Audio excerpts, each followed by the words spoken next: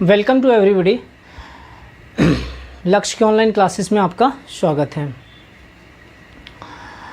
आज हम लोग पढ़ेंगे polygonal OHE overhead equipment is nothing but, हम ऐसा कह सकते हैं कि जो कॉन्टैक्ट वायर होता है और कैटनरी वायर होता है, तो दोनों के बीच का जो सपोर्ट होता है या किस प्रकार से हम उसको इरेक्ट करते हैं ताकि जो इलास्टिसिटी हो या सैग हो वह कम हो। समझ में आई बात कि मैंने क्या बोला? जैसे कि मैं ऐसा बोल दूं कि दो मास्ट है, आपने यूज़ किया है, मान लीजिए कि ये मास्ट है कि ये मास्ट है। अब इस दो मास्ट के बीच का स्पेस आपका बहुत ज़्यादा हो, गैप ज़्यादा हो, स्पैन ज़्यादा हो, तो आपको ये पता होगा कि अगर स्पैन ज़्यादा हो गया तो सैग भी हमारा क्या होगा? ज़्यादा होगा। क्लियर है? सैग भी ज़्यादा होगा।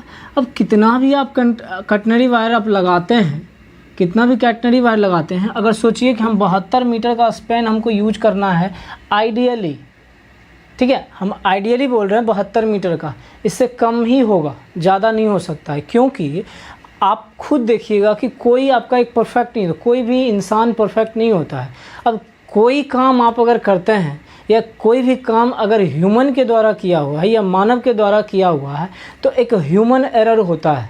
पढ़े होंगे मेजरमेंट में कि एक ह्यूमन एरर होता है, ठीक है, कि कितना भी काम आप कर लीजिए, थोड़ा ना थोड़ा कमी या कुछ ना कुछ कमी आप रह ही जाता है उसके अंदर, उस काम के अंदर, ठीक है। तो जो ह्यूमन होता है या मनुष्य होता है वह अपने हिसाब से 100% काम किया, 100% इफ़िशियंसी दिया काम करने में। ऐसा नहीं है कि वह जानबूझ के कोई एरर किया, लेकिन किसी वजह से हो सकता है कोई चूक हो जाए, उस वजह से कोई ना कोई एरर रह ही जाता है। मतलब 100% सही वह काम नहीं होता है, हो सकता है 0.1% एरर हो, लेकिन एरर कुछ न कुछ होगा। ठीक उसी प्रकार से यहाँ पे अगर मैंने बोल दिया कि 72 मीटर का स्पैन है, तो यह ज़रूरी नहीं है कि जब हम पोल को इरेक्ट कर रहे होंगे तो यह 72 मीटर का ही होगा। यह आइडियली ऐसा संभव है, जो कि होता नहीं है, कुछ बस बुक में होता है। जैसे कि आप ट्रांसफार्मर में पढ़े होंगे आइडियल केस, ठीक है, आइडियल केस मतलब कोई लॉसेस नहीं होगा उसमें, यही पढ़े होंगे। तो लेकिन आप प्रैक्टिकली जब आप देखे होंगे तो ट्रांसफार्मर ऐसा होगा ही नहीं कि कोई लॉसेस नहीं हो, उसमें आयरन लॉस होगा, कोर लॉस जिसको बोलते हो, या कॉपर लॉस होगा, भले कम होगा कंपैरिजन टू अदर डिवाइस, लेकिन लॉसेस तो होगा, है ना। ठीक उसी प्रकार से जब यह इरेक्शन किया जाता है आपके पोल का या मास्ट का, तो इरेक्शन के दौरान ये जो स्पैन लेंथ होता है कम हो जाता है, हो सकता है ज़्यादा भी हो जाए, ठीक है, बट कोशिश ऐसा रहता है कि हम इसको मेंटेन करें। लेकिन आप ऐसा कह सकते हैं कि जब यह स्पैन को हम लोग बनाएंगे या पोल को जब हम इरेक्ट कर रहे होंगे तो पॉसिबिलिटी ऐसा रखिए कि ये स्पैन हमारा कम हो। क्यों? ताकि ये सैग हमारा क्या हो? कम हो, ठीक है। अब देखिएगा, जब आपने ये स्ट्रिंगिंग कर दिया, यहाँ पे आपने सब कैटनरी वायर वगैरह वगैरह आप लगा दिए, ये जो है यहाँ पे आपने कैटनरी वायर लगाया। कैटनरी वायर लगाने के बाद आपका कुछ इस तरह से हमारा क्या हो गया? ये कॉन्टैक्ट वायर हो गया।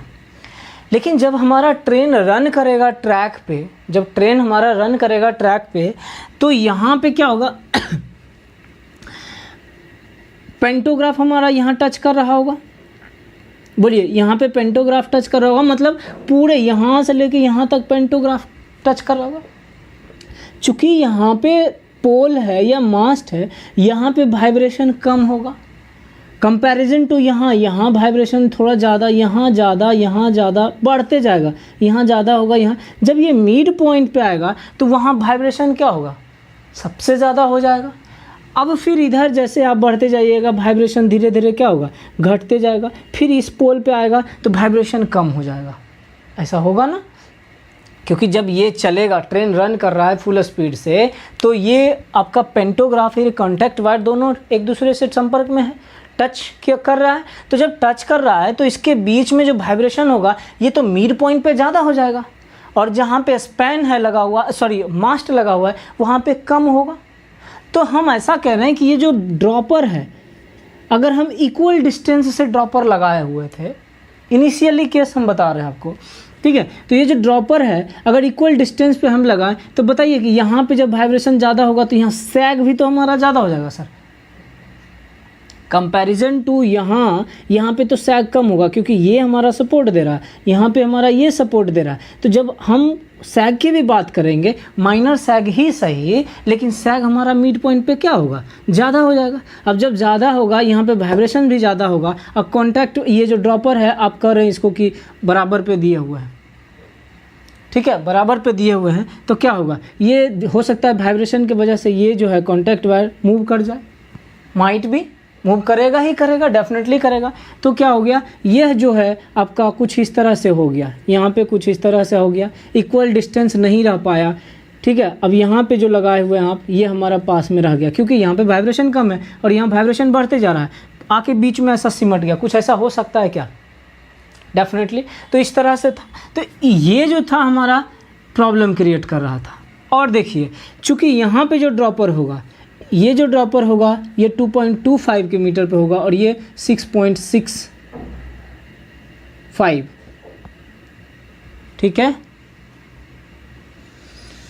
6.75 कर लीजिए सर इसको, 6 2 8 और 7 2 9 75 25, हाँ ठीक है। तो ये 6.75 पे या 2.25 मीटर पे है। बाकी ये फिर हमारा ये जो ड्रॉपर है आपको बताए थे कि इक्वल डिस्टेंसिंग पे होना चाहिए, बट प्रैक्टिकली संभव नहीं हो पाता है, ठीक है, लेकिन कोशिश हम करते हैं कि ताकि ये इक्वल डिस्टेंस पे रहे। तो इस तरह से हम लोग क्या करते हैं, जो सैग है, सैग के बीच में, अब देखिए वाइब्रेशन की वजह से ये सब क्या हुआ, एक जगह इकट्ठा हो रहा था, जो कि हमारे लिए प्रॉब्लम है, ठीक है। यहाँ पे सैगिंग हमारा बढ़ जाएगा, जो कि अगर सैगिंग बढ़ रहा है तो फिर हमारा प्रॉब्लम क्रिएट कर सकता है, clear.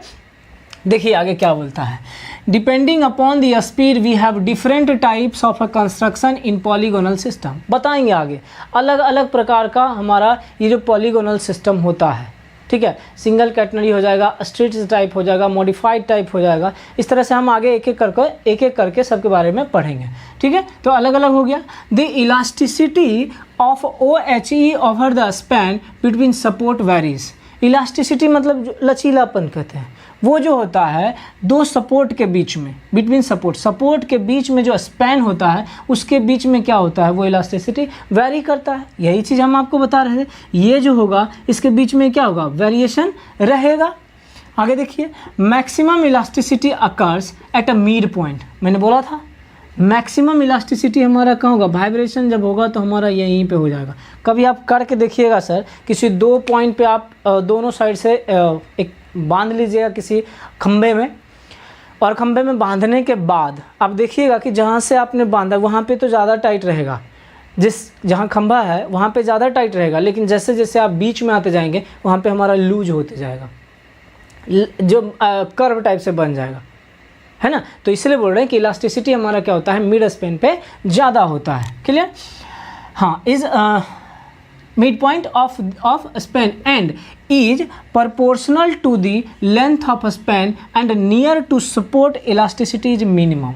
Near to support elasticity is minimum का मतलब वही हुआ कि जो खंबे पे आपने रस्सी बांधा था, खंबे के पास में हमारा कम इलास्टिसिटी होगा, सेंटर पे हमारा ज़्यादा इलास्टिसिटी होगा। जैसे यहाँ अगर है तो यहाँ पे हमारा इसका इलास्टिसिटी कम होगा, यहाँ पे इलास्टिसिटी कम होगा, लेकिन इस सेंटर की बात करेंगे तो यहाँ पे इलास्टिसिटी ज़्यादा होगा। और यह जो है प्रोपोर्शनल होता है किसके, लेंथ ऑफ स्पेन पे। ये जितना ज़्यादा लंबा बनाएंगे उतना ज़्यादा यहाँ इलास्टिसिटी होगा, मतलब उतना ज़्यादा सैग बढ़ने का पॉसिबिलिटी होगा, उतना ज़्यादा सैग हमारा क्या होगा, बढ़ेगा।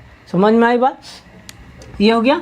आगे देखिए, the dropper spacing is irregular, that is longer dropper spacing near support and shorter dropper spacing at mid span, more even elasticity is obtained। कहने का ये मतलब हुआ कि जो ये ड्रॉपर डिस्टेंस होता है, ड्रॉपर के बीच का, मैंने हालांकि बताया था कि ये 9 मीटर होगा, स्पेसिंग रेगुलर होना चाहिए, लेकिन जब बनाया जाता था पहले तब क्या था कि ये जो ड्रॉपर्स था ये इरेगुलर था, ठीक है, लंबा था कहाँ पे, जो सपोर्ट है वहाँ पे, और मिनिमम था कहाँ पे, जो मिड पॉइंट था वहाँ पे। वही चीज़ है longer dropper spacing near support, यहाँ पे जो होगा, यहाँ पे देखिए, यहाँ पे आपका ड्रॉपर का ये साइज भी हमारा बढ़ जाएगा।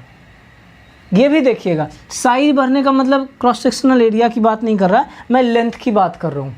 ये ड्रॉपर का लेंथ भी यहाँ जो है ज़्यादा हो जाएगा और ये स्पेसिंग भी हमारा क्या हो जाएगा, ज़्यादा हो जाएगा, क्योंकि यहाँ तो वाइब्रेशन नहीं है ना, वाइब्रेशन होने की वजह से सब इकट्ठा एक जगह सिमट जाएगा। ठीक है, near the support and shorter dropper spacing at mid span more even elasticity is obtain. यहाँ पे हमारा स्पैन क्या हो जाएगा, कम। स्पैन जो मतलब किसके बीच का, ड्रॉपर के बीच का जो हमारा गैप है, स्पेस है, वह कम हो जाएगा। इस वजह से हमारा इलास्टिसिटी भी क्या होगा, ज़्यादा हो जाएगा। ठीक, आगे देखेंगे, the variation in the length of successive spans is kept as minimum as possible. क्या बोला कि ये जो स्पैन है सक्सेसिव मस्ट के बीच में, जो मास लगा हुआ है दो पोल के बीच में, अब इसके बाद एक और होगा, मान लीजिए आप ऐसा कह दीजिए कि यहाँ पे एक और लगा है, फिर इधर एक और लगेगा, तो ये जो है सक्सेसिव, यह हम कोशिश करते हैं कि जितना कम से कम हो, मतलब 72 मीटर लिखा है तो 72 से कम हो, 70 हो जाए, ठीक है, 70 हो जाए, 69 हो जाए, इस तरह से हम कोशिश करते हैं कि यह कम हो। अगर ज़्यादा होगा तो स्पैन भी ज़्यादा होगा, और कम होगा तो स्पैन कम होगा, स्पैन कम होगा तो सैग भी हमारा क्या होगा, कम होगा, और सैग कम होगा तो डैमेज होने के चांसेस कॉन्टैक्ट वायर के और पेंटोग्राफ के दोनों के कम होंगे। क्लियर? तो इस चीज़ को हम लोग बोल रहे हैं कि span is kept as minimum as possible. The ideally span should be equal. Ideal case में, जो कि होता नहीं, कोई भी मनुष्य परफेक्ट है क्या? मैं बोलूं कि आप लोग 100% परफेक्ट है, थोड़ा सोच के देखिएगा कि क्या आप वाकई में 100% परफेक्ट हैं? नहीं, कुछ ना कुछ कमी तो होगा आपके अंदर, कुछ ना कुछ ऐसा डिमेरिट्स होगा जो कि आपके परफेक्टनेस को कम कर रहा है। तो वही चीज़ यहाँ पे बोला जाता है कि स्पैन जो है आइडियली तो इक्वल होना चाहिए, but practically it is not possible, so variation should be low. Practically यह ऐसा संभव नहीं होता है, इसलिए वेरिएशन हम कोशिश करते हैं कि कम हो। किसके बीच का वेरिएशन सर? ये स्पैन के बीच के वेरिएशन की बात कर रहा हूँ मैं। ठीक है, कि स्पैन का मान लीजिए वेरिएशन, यहाँ 60 मीटर का स्पैन लिए तो हम कोशिश करते हैं कि दूसरा भी 60 मीटर का ही हो या 61 मीटर का हो जाए। अगर हम यहाँ पे 72 मीटर का लिए हैं तो कोशिश करते हैं कि इसके बाद वाला भी, नेक्स्ट वाला जो स्पैन होगा वो अभी 72 का हो, ऐसा कोशिश, लेकिन संभव ऐसा नहीं है। ठीक है, एंड ग्रेजुअली इंट्रोड्यूस।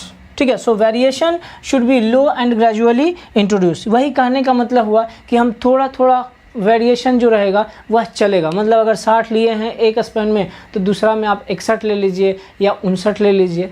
ठीक है, तो थोड़ा बहुत क्या होगा, चलेगा, और यह हो ही जाता है सर। प्रैक्टिकली जब आप करेंगे तो ऐसा होगा। ठीक है, कुछ आइडियली ऐसा नहीं है कि आप कह दिए तो 100%। 72 मीटर मेज़र करके, नाप करके आपने कहा, मेज़र करने के बाद भी जब आप पोल को इरेक्ट करेंगे ना, तो जब गड्ढा बनाया जाता है तो गड्ढा बनाने के बाद जब आप पोल को इरेक्ट करेंगे उसके बाद आप मेज़र करेंगे तो देखिएगा डिस्टेंस हमारा घट जाएगा या तो बढ़ जाएगा। समझ रहे हैं? तो आइडियली ऐसा संभव है कि हमारा स्पैन का लेंथ जो है इक्वल होना चाहिए, लेकिन जब हम प्रैक्टिकली करने लगते हैं तो हमारा स्पैन का लेंथ इक्वल होता नहीं है। लेकिन हम कोशिश करते हैं कि जितना कम से कम वेरिएशन हो उतना अच्छा होगा हमारे लिए। क्लियर? देखिए, this contributes towards obtaining uniform elasticity and consequently improved current collection। जब आप कम से कम वेरिएशन रखेंगे स्पैन के बीच में, तब हमारा क्या होगा कि इलास्टिसिटी, मतलब सैगिंग की बात कर रहे हैं हम लोग, ये जो लचीलापन जो बढ़ता है वो हमारा यूनिफॉर्म रहेगा, कम ही रहेगा एक तरह से। अगर आप कम रखिएगा स्पैन तो कम रहेगा। और क्या कह रहा है, and consequently improve current collection. जब हमारा सैग कम रहेगा, इलास्टिसिटी कम रहेगा, तब आप कह सकते हैं कि जो करंट कलेक्शन होगा पेंटोग्राफ से वह भी हमारा स्पार्कलेस होगा, है ना।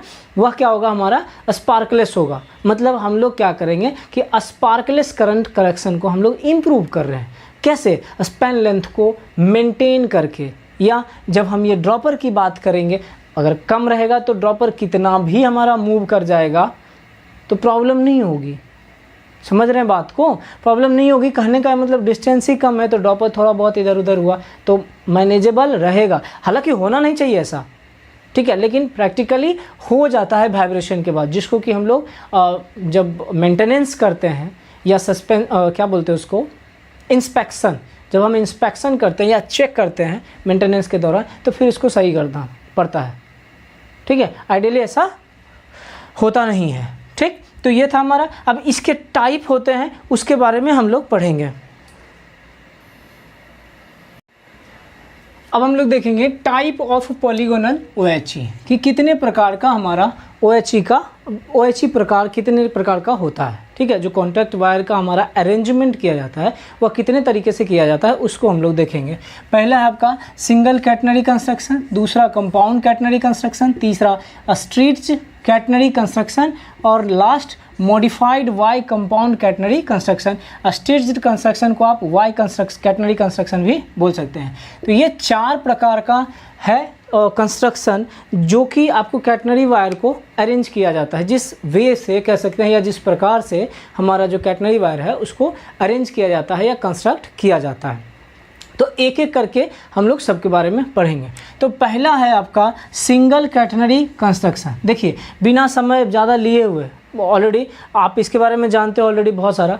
यहाँ पे आप देखिए, ये जो दिख रहा है आपको, इस प्रकार का अगर कंस्ट्रक्शन रहेगा तो उसको हम लोग क्या बोलेंगे, सिंगल कैटनरी कंस्ट्रक्शन। ध्यान दीजिए, बस मैं एक बार रिकॉल कर दे रहा हूँ कि यहाँ पे हमारा क्या है, ये बीच में हमारा क्या ड्रॉपर है, साइज हमारा क्या रहेगा 5 mm स्क्वायर का। ठीक है, और इस ड्रॉपर के बीच का गैप कितना 9 मीटर। बट जब आपका बात करेंगे जो मास्ट के पास में रहेगा, तो वहाँ पे जो पहला मास्ट रहेगा वहाँ पे उसके बीच का गैप जो होगा, ये जो हो जाएगा आपका, ये 2.25 मीटर का रहेगा। ठीक है, कितना रहेगा 2.25 मीटर का। और जो सेकंड कह सकते हैं या लास्ट कह सकते हैं, उसके बीच का गैप रहेगा 6.75 मीटर का। 9 मीटर हो गया हमारा। और बाकी जो हमारा ये ड्रॉपर लगा होगा वह इक्वल डिस्टेंस पे होगा, जो कि होगा कितना 9 मीटर का। ठीक है, ये कितना होगा 9 मीटर। क्लियर है यहाँ तक? ये हमारा कैटनरी वायर और ये हमारा कॉन्टैक्ट वायर हो गया।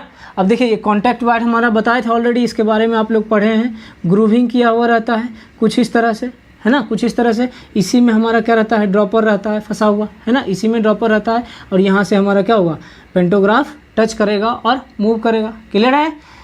चलिए आगे बढ़ते हैं हम लोग। ये हमारा मास्ट हो गया और ये हमारा नीचे कंक्रीटिंग किया हुआ रहेगा कितना 1.95 मीटर। और ये हमारा कॉन्टैक्ट वायर, ये अगर ग्राउंड रहेगा तो यहाँ से ये हमारा कितना रहेगा 1.95 मीटर, यहाँ से यहाँ 5.55 मीटर। ठीक है, रेल ट्रैक से ऐसा कुछ रहेगा। ठीक है, देख लेते हैं इसको। देखिए, employed for 25 kV AC single phase line, यह जो होता है 25 kV single phase AC line के लिए एम्प्लॉयड किया जाता है। ध्यान में रहे, हम हमेशा बोल रहे हैं कि 25 kV सिंगल फेज यूज होता है कहाँ, ट्रैक्शन में mostly. It consist of a solid grooved copper और cadmium copper wire of 107 mm square. इसको आप ध्यान में रखिएगा सर, क्या है ये 107 mm स्क्वायर जो है साइज है किसका, ये कॉन्टैक्ट वायर का, चाहे वह कॉपर का होगा या फिर कैडमियम कॉपर का होगा। इन क्रॉस सेक्शनल एरिया, मतलब उसका जो क्रॉस सेक्शन एरिया होगा, जो इसको बोलते हैं, ये हमारा क्या हो गया क्रॉस सेक्शनल एरिया, ये कितना होगा 107 mm स्क्वायर। किस केस में, कॉन्टैक्ट वायर के केस में। Separated by a catenary wire 65 mm square between mast spaced up to 72 metre. कहता है कि ये जो कॉन्टैक्ट वायर है यह सेपरेट किया हुआ रहता है किससे, ड्रॉपर के सहारे, किस कैटनरी वायर के द्वारा। मतलब ऐसा कर रहे हैं कि कॉन्टैक्ट वायर और कैटनरी वायर एक दूसरे से अलग किया हुआ है, किसके सहारे, ड्रॉपर के सहारे। किसके बीच में, तो 2 मास्ट के बीच में। समझ में आई बात? कॉन्टैक्ट वायर और कैटनरी वायर सेपरेट अलग किया हुआ रहता है with the help of a dropper, किसके बीच में, इन बिटवीन 2 मास्ट। वही चीज़ यहाँ पे बोला है। The dropper spacing is 9 metre except the first and second dropper. ये जो होता है क्या बोलता है कि ड्रॉपर के बीच का जो डिस्टेंस होगा वो कितना होगा 9 मीटर। पहला और दूसरा, या पहला और लास्ट, ऐसा कह सकते हैं कि पहला और लास्ट को छोड़ के, ठीक ना।